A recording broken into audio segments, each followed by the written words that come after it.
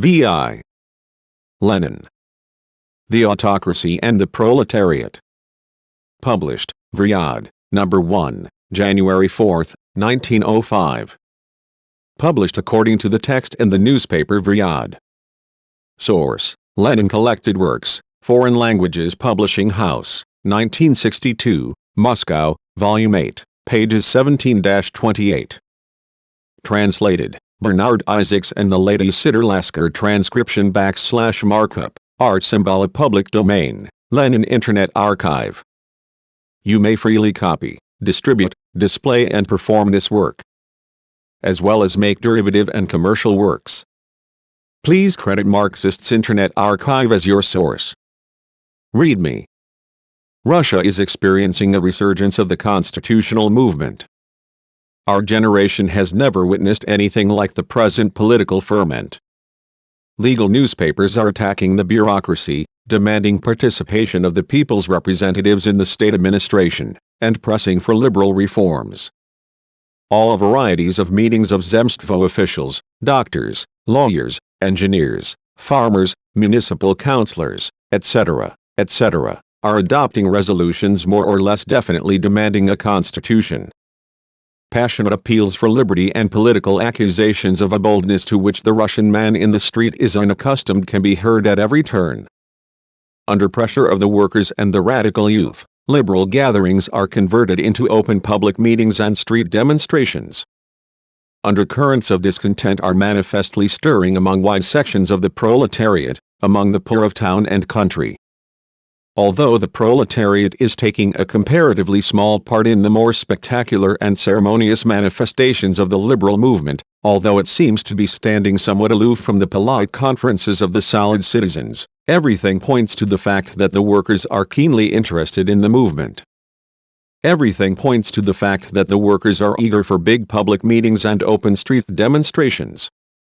The proletariat is holding itself back, as it were, carefully taking its bearings, gathering its forces, and deciding the question whether or not the moment for the decisive struggle for freedom has come.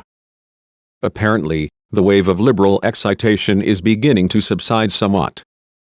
The rumors and foreign newspaper reports to the effect that reactionaries have gained the upper hand in the most influential court circles are being confirmed. The case of Nicholas II, published the other day, was a direct slap in the face for the liberals. The Tsar intends to preserve and uphold the autocratic regime. The Tsar does not want to change the form of government and has no intention of granting a constitution. He promises, only promises, all manner of reforms of a quite paltry nature.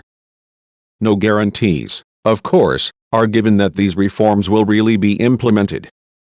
Police restrictions against the liberal press are becoming daily and hourly more stringent. All open demonstrations are being suppressed again, if anything, with greater severity than before. The screw is being put on the liberal councillors again, both Zemstvo and municipal, still more so in the case of those officials who play the liberal. The liberal newspapers are falling into a despondent tone and apologizing to their correspondents for not publishing their letters, which they dare not do. It is quite within the realm of possibility that the wave of liberal agitation which rose so rapidly after the permission granted by Sviatopolk Mirsky will abate just as quickly after the new ban. One must distinguish between the profound causes, which inevitably and unavoidably lead, and will lead more and more, to opposition and struggle against the autocracy, and the trivial reasons of a passing liberal ferment. The profound causes lead to profound, powerful, and persistent popular movements. Trivial reasons are at times cabinet changes or the usual attempt on the part of the government to pursue for an hour the policy of the sly fox after some terrorist act. The assassination of Plehya evidently cost the terrorist organization tremendous effort and involved long preparation. The very success of this terrorist act hears out all the more strikingly the experience of the entire history of the Russian revolutionary movement, which warns us against such methods of struggle as terrorism. Russian terrorism has always been a specifically intellectualist method of struggle. And whatever may be said of the importance of terrorism, not in lieu of, but in conjunction with, the people's movement, The facts irrefutably testify that in our country individual political assassinations have nothing in common with the forcible actions of the People's Revolution. In capitalist society, a mass movement is possible only as a class movement of the workers. This movement is developing in Russia according to its own independent laws. It is proceeding in its own way, gaining in depth and in breadth, and passing from a temporary lull to a new upsurge. It is only the liberal wave that rises and falls strictly in accord with the moods of the different ministers, whose replacement is accelerated by bombs. Small wonder, then, that sympathy with terrorism is to be met with so often in our country among the radical, or radical-opposing, representatives of the bourgeois opposition. Small wonder that, among the revolutionary intelligentsia, the people most likely to be carried away, whether for long or for a moment, by terrorism are those who have no faith in the vitality and strength of the proletariat and the proletarian class struggle. The fact that the spurt of liberal activity for one or another reason is short-lived and unstable cannot, of course, make us forget the irremovable contradiction that exists between the autocracy and the needs of the developing bourgeois society.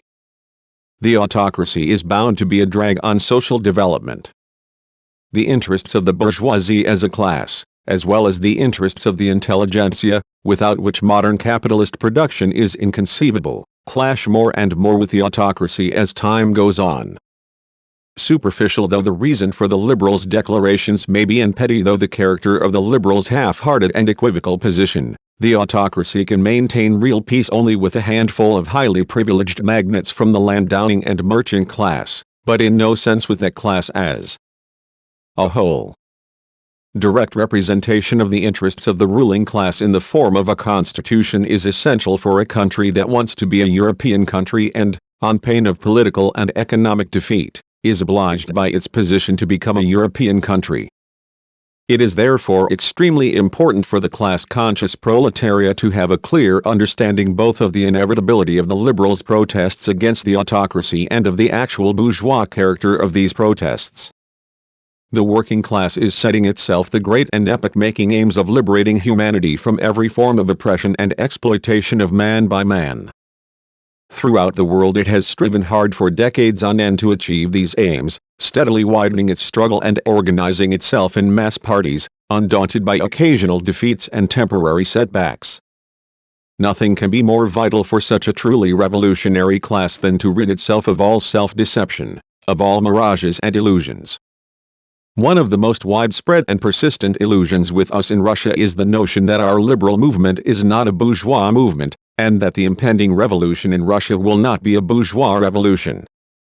The Russian intellectual, from the most moderate Osvobozdany liberal to the most extreme socialist revolutionary, always thinks that one makes our revolution colorless, that one degrades and vulgarizes it, by admitting it to be a bourgeois revolution. To the Russian class-conscious proletarian, this admission is the only true class characterization of the actual state of affairs. To the proletarian, the struggle for political liberty and a democratic republic in a bourgeois society is only one of the necessary stages in the struggle for the social revolution which will overthrow the bourgeois system. Strictly differentiating between stages that are essentially different, soberly examining the conditions under which they manifest themselves, does not at all mean indefinitely postponing one's ultimate aim, or slowing down one's progress in advance.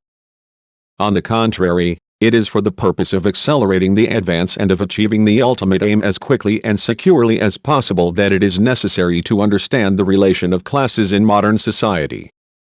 Nothing but disillusionment and unending vacillation await those who shun the allegedly one-sided class point of view, who would be socialists, yet are afraid openly to call the impending revolution in Russia, the revolution that has begun in Russia, a bourgeois revolution.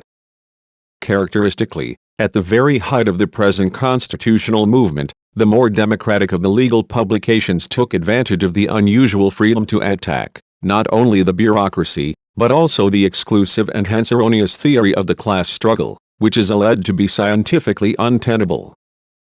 If you please, the problem of bringing the intelligentsia closer to the masses has hitherto been dealt with solely by throwing the emphasis on the class contradictions existing between the masses and those sections of society from which the greater part of the intelligentsia springs.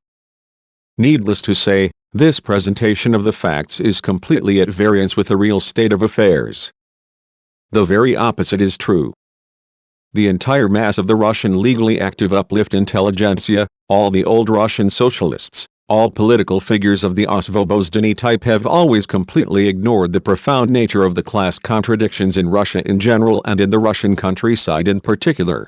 Even the extreme left Russian radical intelligentsia, the Socialist Revolutionary Party, sins most in ignoring this fact. One need only recall its usual arguments about the laboring peasantry, or about the impending revolution being not a bourgeois, but a democratic one. No, the nearer the moment of revolution draws and the more acute the constitutional movement becomes, the more strictly must the party of the proletariat guard its class independence and not allow its class demands to be swamped in general democratic phrases. The more frequently and decidedly the representatives of so-called society come forward with what they claim to be the demands of the whole people, the more relentlessly must the Social Democrats expose the class nature of this society. Take the notorious resolution of the secret Zemstvo Congress, held on November 6 to 8. You will find there, thrust into the background, deliberately hazy and half-hearted constitutional aspirations.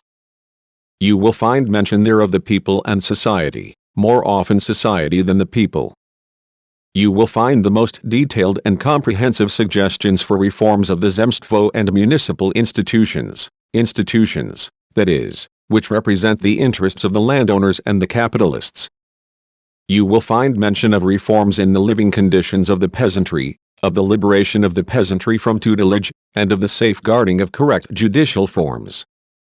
It is quite clear that you are dealing with representatives of the propertied classes who are only bent on securing concessions from the autocracy and have no thought of changing in any way the foundations of the economic system.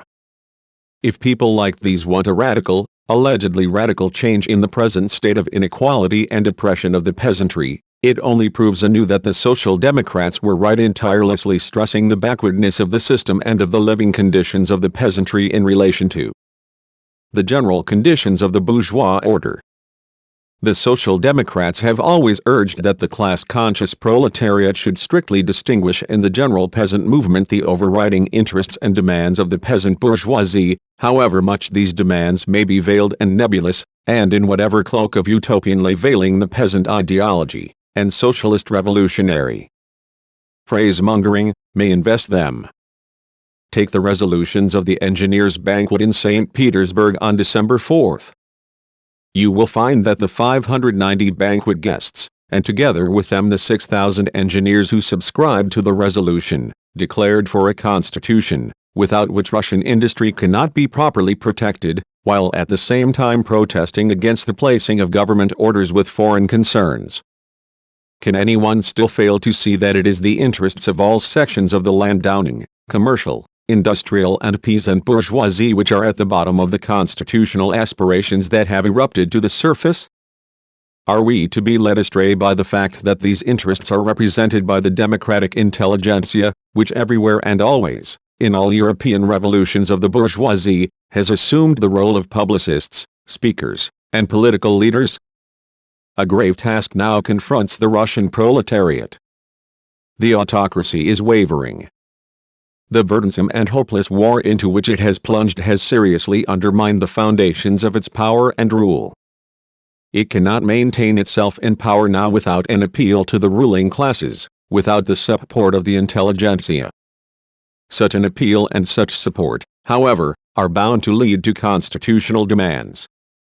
The bourgeois classes are trying to force an advantage for themselves out of the government's predicament. The government is playing a desperate game. It is trying to wriggle out of its difficulties, to get off with a few paltry concessions, non-political reforms, and non-committal promises, with which the Tsar's new ukase is replete. Whether this game will succeed, even temporarily and partially, will in the long run depend on the Russian proletariat, on the degree of its organization and the force of its revolutionary onset. The proletariat must take advantage of the political situation, which is greatly in its favor. The proletariat must support the constitutional movement of the bourgeoisie. It must rouse and rally to its side the broadest possible sections of the exploited masses, muster all its forces, and start an uprising at the moment when the government is in the most desperate straits and popular unrest is at its highest. What immediate form should the proletariat's support of the constitutionalists take? Chiefly, the utilization of the general unrest for the purpose of carrying on agitation and organizing the least involved and most backward sections of the working class and the peasantry. Naturally, the organized proletariat, social democracy, should send its forces among all classes of the population. Yet the more independently the classes now act, the more acute the struggle becomes, and the nearer the moment of the decisive battle approaches, the more should our work be concentrated on preparing the proletarians and semi-proletarians themselves for the direct struggle for freedom. At such a moment only opportunists can qualify the speeches of individual working men in Zemstvo and other public assemblies as a very active struggle, or a new method of struggle, or the highest type of demonstration. Such manifestations can only be of quite secondary importance. It is far more important now to turn the attention of the proletariat to really high and active forms of struggle, such as the famous mass demonstration in Rostov and a number of mass demonstrations in the south. It is far more important now to increase our ranks, organize our forces, and prepare for an even more direct and open mass conflict. Of course, there is no suggestion in this that the ordinary day-to-day work of the Social Democrats should be abandoned. Social Democrats will never give up that work, which they regard as the real preparation for the decisive fight. For they rely wholly and exclusively on the activity, the class consciousness, and the organization of the proletariat, on its influence among the laboring and exploited masses. It is a question of pointing out the right road, of calling attention to the need for going forward, to the harmfulness of tactical vacillations. The day-to-day work, which the class-conscious proletariat should never forget under any circumstances, includes also the work of organization. Without broad and diverse workers' organizations, and without their connection with revolutionary social democracy, it is impossible to wage a successful struggle against the autocracy. On the other hand, organizational work is impossible without a firm rebuff to the disorganizing tendencies displayed in our country, as everywhere else, by the weak-willed intellectual elements in the party, who change their slogans like gloves. Organizational work is impossible without a struggle against the absurd and reactionary organization as process theory, which serves to conceal confusion of every description. The development of the political crisis in Russia will now depend chiefly on the course of the war with Japan. This war has done more than anything else to expose the rottenness of the autocracy. It is doing more than anything else to drain its strength financially and militarily, and to torment and spur on to revolt the long-suffering masses of the people, of whom this criminal and shameful war is demanding such endless sacrifices. Autocratic Russia has already been defeated by constitutional Japan, and dragging on the war will only increase and aggravate the defeat. The best part of the Russian Navy has been destroyed. The position of Port Arthur is hopeless, and the naval squadron sent to its relief has not the slightest chance of even reaching its destination, let alone of achieving success. The main army under Kuropatkin has lost over 200,000 men and stands exhausted and helpless before the enemy, who is bound to crush it after the capture of Port Arthur. Military disaster is inevitable, and together with it discontent, unrest, and indignation will inevitably increase tenfold. We must prepare for that moment with the utmost energy. At that moment, one of the outbreaks which are recurring, now here, now there, with such growing frequency, will develop into a tremendous popular movement. At that moment the proletariat will rise and take its stand at the head of the insurrection to win freedom for the entire people and to secure for the working class the possibility of waging the open and broad struggle for socialism, a struggle enriched by the whole experience of Europe. Notes. Interpolations in square brackets, within passages quoted by Lenin, have been introduced by Lenin, unless otherwise indicated. Ed. Lenin's article The Autocracy and the Proletariat was published as an editorial in issue No. I of the newspaper Vryad. Vryad, forward, was an underground Bolshevik weekly published in Geneva from December 22, 1904, to May 5, 1905. 18 numbers were issued. The newspaper's organizer, manager, and guiding spirit was V.I. Lenin. Other members of the editorial board were V.V. Vorovsky, M.S. Ulmansky, and A.V. Lunacharsky. The outstanding role which the newspaper played in combating Menshevism, re-establishing the party principle, and formulating and elucidating the issues posed by the rising revolution was acknowledged in a special resolution of the Third Party Congress, which recorded a vote of thanks to the editorial board. Over 40 articles and minor items by Lenin were published in Riyadh. Some issues of the newspaper, for example, Nos 4 and 5, which dealt with the events of January 9, 1905, were written almost entirely by Lenin. Riyadh maintained regular contacts with the party organizations in Russia. Especially close connections existed with the St. Petersburg, Moscow, Odessa, Baku, Ekaterinodar, and other party committees, as well as with the Caucasian League Committee of the RSDLP, which formed a special publicists group to assist Lenin's paper. Lenin's articles in Riyadh were often reprinted in the local Bolshevik press and published in the form of leaflets and pamphlets. Zemstvo, the name given to the local government bodies formed in the central provinces of Tsarist Russia in 1864. They were dominated by the nobility and their powers were limited to purely local economic problems, hospital and road building, statistics, insurance, etc. Their activities were controlled by the provincial governors and by the Ministry of the Interior, which could rescind any decisions of which the government disapproved. Municipal councillors, members of municipal councils in Tsarist Russia.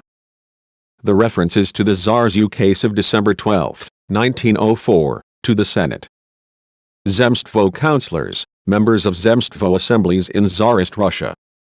The references to the Tsarist government's brief flirtation with the liberals in 1904. Svyatopolk Mirsky, the Minister of the Interior, sanctioned the Zemstvo meetings, slightly relaxed the censorship, pardoned several banished liberal politicians, etc. Palev, V.K., a statesman in Tsarist Russia. Between 1902 and 1904 Minister of the Interior and Chief of the Gendarmes. He waged a bitter fight against the revolutionary movement. Osvobozdany liberals, bourgeois liberals grouped round the magazine Osvobozdany, Emancipation, which was published abroad in 1902 May under the editorship of P.B. Struve. The Osvobozdany liberals organized the Liberal Monarchist Osvobozdany League in January 1904. Later they formed the nucleus of the principal bourgeois party in Russia, the Constitutional Democratic Party, Cadets. Socialists Revolutionaries, S.R. S., a petty bourgeois party in Russia, which arose at the end of 1901 and the beginning of 1902 as a result of the union of the Narodnik groups and circles. The newspaper Revolutionaya Rossiya, Revolutionary Russia, and the magazine Vestnik Russkoye Revolutsy, Herald of the Russian Revolution, became its official organs. The views of the SRs were an eclectic mixture of the ideas of Narodism and revisionism. They tried, as Lenin put it, to patch up the rents in the Narodnik ideas with bits of fashionable opportunist criticism of Marxism. See present edition, Volume 9, Socialism and the Peasantry, pages 310. The SRs failed to see the class distinctions between proletariat and peasantry, glossed over the class differentiation and contradictions within the peasantry, and rejected the proletariat's leading role in the revolution. The tactics of individual terrorism which the SRs advocated as a basic method of struggle against the autocracy caused great harm to the revolutionary movement and made it difficult to organize the masses for revolutionary struggle. The agrarian program of the SRs envisaged the abolition of private ownership of the land and its transfer to the village communes on the basis of equalized tenure, as well as the development of all forms of cooperation. There was nothing socialistic in this program, which the SRs sought to present as a program for socializing the land, since abolition of private ownership of the land alone, as Lenin pointed out, cannot abolish the domination of capital and the poverty of the masses. The real, historically progressive content of the SR agrarian program was the struggle for the abolition of landlord ownership, for the American way of capitalist development in Russian agriculture. This program objectively expressed the interests and aspirations of the peasantry at the stage of the bourgeois democratic revolution. The Bolshevik Party fought hard against the attempts of the SRs to camouflage themselves as socialists and to spread their influence to the working class, against their tactics of individual terrorism. The SRS were the chief opponents of the Bolsheviks, who struggled to gain influence over the peasantry and to strengthen the alliance between the working class and the peasantry. At the same time, on definite conditions, the Bolsheviks concluded temporary agreements with the SRs in the struggle against Tsarism. In the final analysis, the absence of class homogeneousness in the peasantry was responsible for the political and ideological instability and the organizational confusion in the Socialist Revolutionary Party, and for its constant vacillation between the liberal bourgeoisie and the proletariat. There had been a split in the Socialist Revolutionary Party during the First Russian Revolution, its right wing forming the Legal Toilers' Popular Socialist Party, which held views close to those of the Constitutional Democrats, and the left wing taking shape as the semi-anarchist League of Maximalists. During the Stolypin reaction, the Socialist Revolutionary Party experienced a complete ideological and organizational breakdown, and the First World War saw most SRs adopt the standpoint of social chauvinism. After the victory of the February bourgeois democratic revolution in 1917, the SRs, together with the Mensheviks and Constitutional Democrats, were the mainstay of the counter-revolutionary bourgeois landlord provisional government, in which leaders of the party, Kerensky, Avksentiev, Chernov, participated. Influenced by the revolutionizing of the peasantry, the left wing of the SRS founded an independent party of left SRs at the end of November 1917. Striving to maintain their influence among the peasant masses, the left SRs formally recognized the Soviet power and entered into an agreement with the Bolsheviks, but with the development of the class struggle in the villages they turned against the Soviet power. During the foreign military intervention and the Civil War, the SRs carried on counter-revolutionary subversive activity, strongly supported the interventionists and White Guard generals, took part in counter-revolutionary plots, and organized terrorist acts against leaders of the Soviet state. After the Civil War, the SRs continued their hostile activity against the Soviet state within the country and abroad among White Guard émigrés. Nasha Zhizn, Our Life, a newspaper close to the left wing of the Constitutional Democrats, published in St. Petersburg between 1904 and 1905. Lenin applies the word secret ironically to the Congress of Chairmen of Zemstvo boards and other Zemstvo officials, which was due to be held on November 6, 1904, in St. Petersburg by permission of the Tsar. 5 days before the opening, when the delegates had begun to arrive, it was announced that the Tsarist government had proposed the postponement of the Congress for a year. However, Minister of the Interior Svyatopolk Mirsky, who was flirting with the liberals, allowed the Zemstvo delegates to have a chat over a cup of tea in private apartments. The famous Rostov strike broke out on November 2, 1902. It quickly developed into a political demonstration in which up to 30,000 workers took part. The strike lasted until November 25. It was led by the Iskrist Don Committee of the RSDLP, see present edition, Volume 6, New Events and Old Questions, pages 278 to 83. The number of mass demonstrations in the South mentioned by Lenin refers to the mass political strikes and demonstrations which took place in the south of Russia in 1903, involving the Transcaucasus, Baku, Tiflis, and Batum, and the chief Ukrainian cities, Odessa, Kiev, and Ekaterinodar.